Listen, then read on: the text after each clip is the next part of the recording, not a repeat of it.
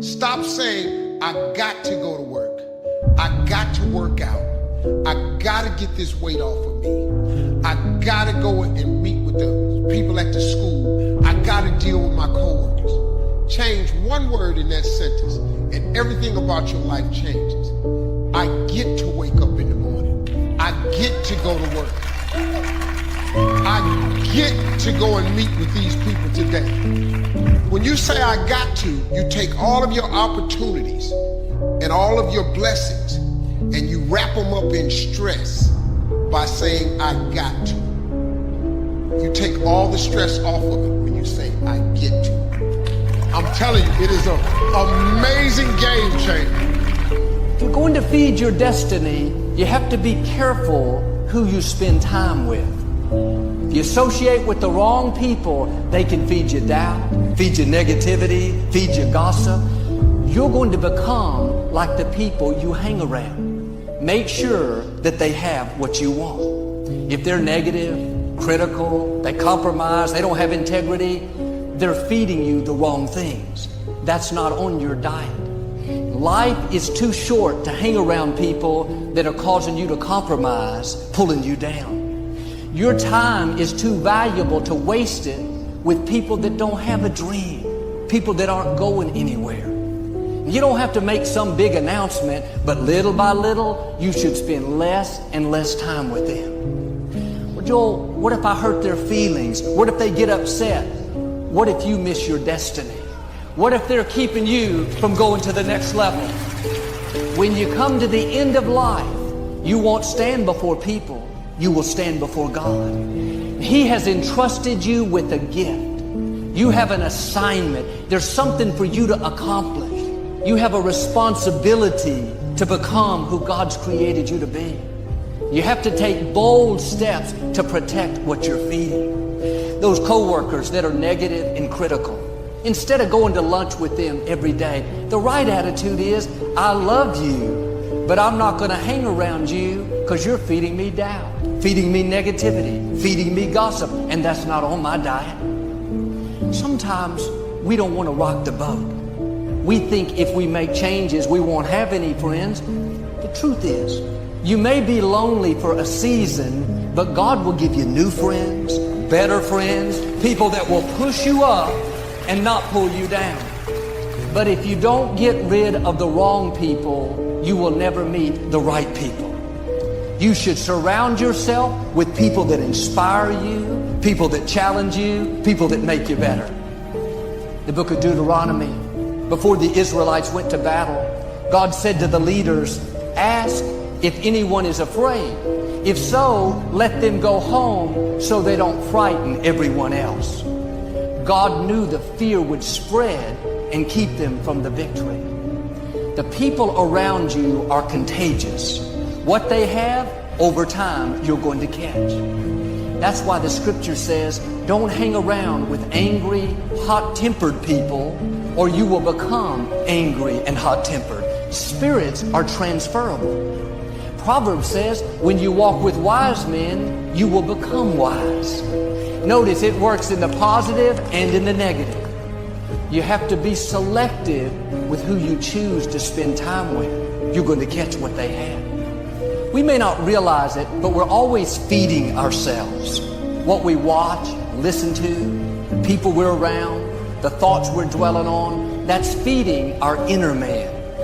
If you go to lunch with people that talk bad about the boss, make fun of a coworker, put down a friend, they're feeding you gossip, feeding you jealousy, feeding you disrespect.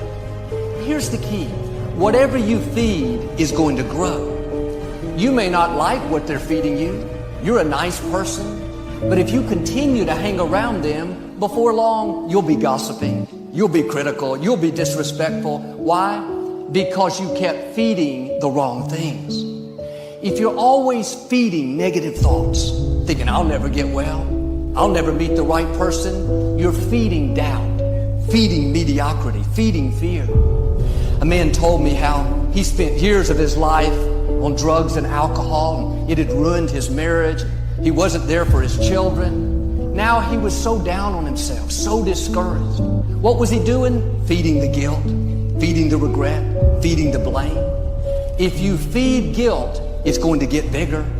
If you feed fear, it's going to become larger. What if you spent that same energy feeding your faith, feeding your hopes, feeding your dreams? Yes, I've made mistakes, but Father, thank you that your mercy is bigger than any mistake. Thank you that I am forgiven. Quit feeding the negative and start feeding your faith. What are you allowing in your spirit? The people you're spending time with, the thoughts you're dwelling on all day, is that inspiring you, building your faith, pushing you towards your dreams? Or is it junk food, feeding you guilt, mediocrity, negativity, causing you to compromise? The wrong people can talk you out of your dreams. Don't surround yourself with naysayers, people that tell you what you can't become. You'll never start your business. You'll never break that addiction. You'll never get your degree. You'll never meet the right person. They don't know what's in you. They don't control your destiny. Some of you have dreams that are lying dormant because the people around you are negative. They've accepted mediocrity. Now that's rubbed off on you. The good news is those dreams are still alive. If you will change who you're spending time with, get around people full of faith, people that see your potential, people that call out your seeds of greatness, then you're going to step up to a new level and see those dreams come to pass. Summertime is a unique time. It's a time of opportunity. It's also a time of challenge. But what else is new? It's what life is called.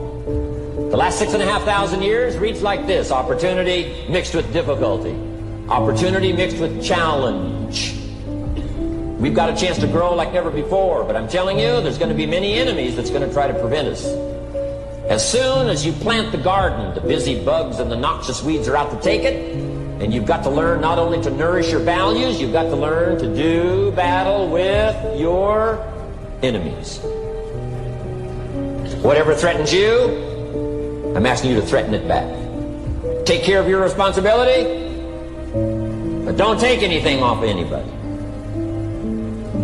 Somebody wants to destroy your chances for a good future by their negative talk, negative thinking, putting it all down. I'm telling you, walk away if you have to. Walk away. Whatever threatens you, threaten it back. Whatever threatens your opportunity, threaten it back. Now, some of our enemies are on the outside, but here's the most important thing to understand. Some of our enemies are on the inside. Let me give you a quick list. Indifference. You got to do battle with your own indifference. Boy, it's easy to coast, especially if you've accomplished something, extraordinary. Now, somebody says, I got to relax. Here's the key: not too long. The weeds will take all you plant if you rest too long. Don't rest too long. Indecision. You got to make those decisions. The ones that don't turn out to be good gives you experience to make better decisions. Don't let much time go by without making some decisions. The ones that you can make quickly, make them quickly. The ones that take time, take your time. But get those decisions made. Don't let indecision be an enemy, rob you of the future, empty your bank account, leave you with zero in the purse. Don't let that happen. The next one is doubt. Sure, there's doubts on the outside. People doubt that America's going to make it. People doubt that Europe's going to make it. People doubt that Russia's going to make it, that Poland's going to make it, that Czechoslovakia's going to make it. They doubt the whole world is going to make it. But I'm asking you not to pick up all those doubts. I'm asking you to have some faith, have some courage, believe, drive your doubts into a small corner. Don't let them loose like a mad dog, drive you into a small corner. Don't doubt the future. Don't doubt the possibilities. Don't doubt the extraordinary gifts that your distributors bring to your organization. Don't doubt that. And here's the most important one of all. Don't doubt yourself. If I've got miracle working power to change my life, so do you. If I've got the ability to change, so do you. If I've got the ability to read, so do you. If I can discover, so can you. If I can grow, you can grow. If I can develop, you can develop. If I can get an invitation like I got 6 years ago, help take something around the world, so can you. If I can stand on this platform, Idaho farm boy raised in obscurity, so can you. If the millionaire team can do it, president's team can do it, walk off with the diamonds, the trophies, so can you. I'm asking you, don't sell yourself short. That person that left you, No offense to them, but they're a weed. Quit watering the weed. Quit thinking about the weed. This is a new season. God has divine connections lined up for you. Instead of feeding the hurt, feed your faith. Father, thank you that my latter days will be better than my former days. Thank you that what was meant for my harm, you're using to my advantage. If you'll feed your destiny, God will make up for the wrongs. Isaiah said, because you got a double dose of trouble, your inheritance in the land will be double, and your joy will go on forever. That's my prayer for you. That you'll not only see double restored back to you, but you'll be happier and more fulfilled than you've ever been. In Acts chapter 1, the apostles came together to choose a replacement for Judas, who had betrayed Jesus. It came down to two men, Matthias and Barsabbas. The apostles prayed, asked for wisdom. They finally chose Matthias. But imagine how Barsabbas must have felt. This was an incredible opportunity. The 12 apostles would have their names written on the foundation of the New Jerusalem. They would forever be esteemed and respected. Barsabbas got so close, he almost became one of the honored apostles. He could have gotten discouraged, bitter, dropped out. But instead of feeding his history, instead of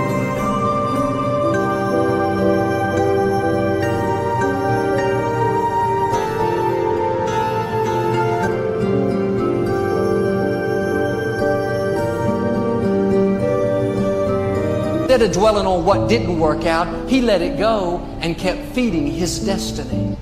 In Acts chapter 2, it says they were all together in one accord, in one place. That means he wasn't there with a bad attitude. He didn't have a chip on his shoulder. He kept moving forward. When you go through a disappointment, something doesn't work out, do like him. Don't feed the negative. Don't sit around thinking, oh man, I missed my big opportunity. God knows what he's doing. Sometimes he will close doors that we think should be open. Maybe you didn't get the promotion that you worked so hard for. You didn't qualify for that loan for the new house. The relationship didn't work out. That's in the past. God put a period. That's history. Now keep moving forward. Keep feeding.